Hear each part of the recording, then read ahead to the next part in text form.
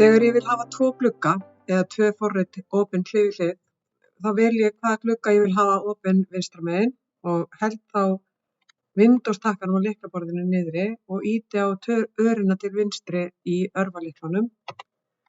Og síðan get ég annaðhvort dregið þann glugga sem ég vil hafa opin á móti hægri megin yfir til hægri, eða þá ég hef forriti, eins og til dæmis ef ég væri með Word, þá get ég látið það vera hérna vinstra megin.